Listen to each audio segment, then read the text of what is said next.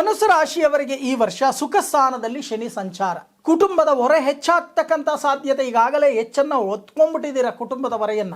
ಬಹಳಷ್ಟು ಸಾಲಗಳನ್ನ ಮಾಡ್ಕೊಂಡ್ಬಿಟ್ಟಿದ್ದೀರಾ. ಎಲ್ಲೆಲ್ಲಿ ಬೇಕು ಅಲ್ಲಲ್ಲಿ ಕೈ ಹಾಕಿ ತೂತುಗಳನ್ನ ಮಾಡ್ಕೊಂಡ್ಬಿಟ್ಟಿದ್ದೀರಾ. 2025 ಮೇ 14ರ ನಂತರ ಗುರುಬಲ ಅಂತಕ್ಕಂಥದ್ದು ಪ್ರಾಪ್ತಿಯಾಗತ್ತೆ.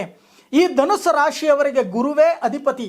ಯಾವುದೇ ಕೆಲಸವನ್ನ ಮಾಡಿದ್ರೂ ಕೂಡ ಜಯ ಅಂತಕ್ಕಂಥದ್ದು ಪ್ರಾಪ್ತಿಯಾಗತ್ತೆ. ವಿಕ್ಟರಿ ಅಂತಕ್ಕಂಥದ್ದು ನಿಮ್ಮ ಪಾಲಿಗೆ ಲಭ್ಯವಾಗತ್ತೆ. ಆದರೆ ಅದನ್ನು ಉಪಯೋಗವನ್ನು ಮಾಡಿಕೊಳ್ತಕ್ಕಂಥದ್ದು ನಿಮ್ಮ ಕೈಯಲ್ಲಿದೆ. ಬುದ್ಧಿವಂತಿಕೆಯಿಂದ ಉಪಯೋಗವನ್ನು ಮಾಡ್ಕೋಬೇಕು. ಧನ ಲಾಭಗಳು ಬರುತ್ತೆ. ನೀವು ಅಂದುಕೊಂಡೇ ಇರಲ್ಲ, ಯಾವುದೋ ಒಂದು ಮೂಲದಿಂದ ಧನ ಆಗಮನವೂ ಕೂಡ ನಿಮ್ಮ ಪಾಲಿಗೆ ಲಭ್ಯವಾಗುತ್ತೆ. ಮಾಡಿರ್ತಕ್ಕಂಥ ಸಾಲ ಮರುಪಾವತಿಯನ್ನು ಮಾಡ್ತಕ್ಕಂಥ ಸಾಧ್ಯತೆಗಳು ಹೆಚ್ಚಾಗಿ ಕಂಡು ಬರ್ತಾ ಇದೆ.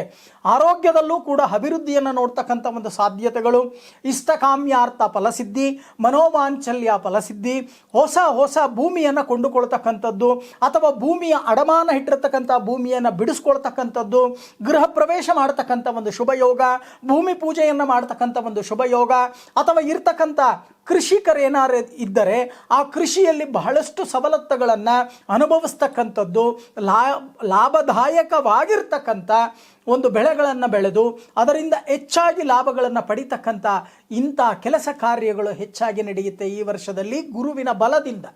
ಅಲ್ಪ ಸ್ವಲ್ಪ ಮಾನಹಾನಿ ಅಂತಕ್ಕಂಥದ್ದಾಗುತ್ತೆ.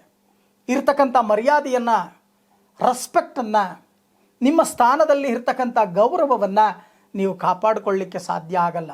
ನಿಮ್ಮ ಲಗ್ನ ಮತ್ತು ನಿಮ್ಮ ಜಾತಕಗಳನ್ನು ನೀವು ಯಾವ ಲಗ್ನದಲ್ಲಿ ಜನನವಾಗಿದ್ದೀರಿ ಅದನ್ನು ಪರಿಗಣನೆಯನ್ನು ಮಾಡಿಕೊಳ್ಳಿ. ಯಾವ ಗ್ರಹದ ದಶೆ ನಡೀತಾ ಇದೆ, ಯಾವ ಗ್ರಹದ ಭುಕ್ತಿ ನಡೀತಾ ಇದೆ, ಯಾವ ಗ್ರಹದ ಉಪಭುಕ್ತಿ ಅಂತಕ್ಕಂಥದ್ದು ನಡೀತಾ ಇದೆ. ನೀವು ಜನನವಾದಾಗ ತಾಯಿ ಗರ್ಭದಿಂದ ಬಂದಾಗ ಏನೆಲ್ಲ ದೋಷಗಳಿದೆ, ಎಷ್ಟರ ಮಟ್ಟಿಗೆ ಪರಿಹಾರವನ್ನು ಮಾಡಿದ್ದೀರಾ, ಇವೆಲ್ಲವನ್ನು ಕೂಡ ಪರಿಗಣನೆಯನ್ನು ಮಾಡಿಕೊಂಡು ನಂತರ ಈ ಫಲಗಳನ್ನು ಅಪೇಕ್ಷೆ ಪಡ್ತಕ್ಕಂಥದ್ದು ತುಂಬ ಉತ್ತಮ.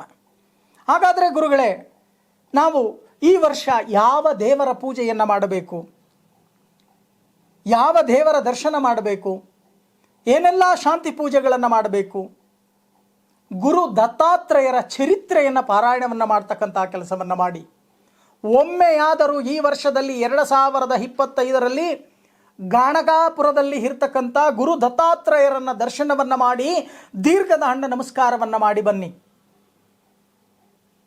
ಅದರಿಂದ ನಿಮಗೆ ಉತ್ಪತ್ತಿಯಾಗ್ತಕ್ಕಂಥ ದೋಷಗಳೇನಿದೆಯೋ ಆ ದೋಷ ಪ್ರಮಾಣಗಳು ಕಮ್ಮಿ ಆಗತ್ತೆ. ಅಭಿವೃದ್ಧಿ ಅಂತಕ್ಕಂಥದ್ದು ನಿಮಗೆ ಪ್ರಾಪ್ತಿಯಾಗತ್ತೆ.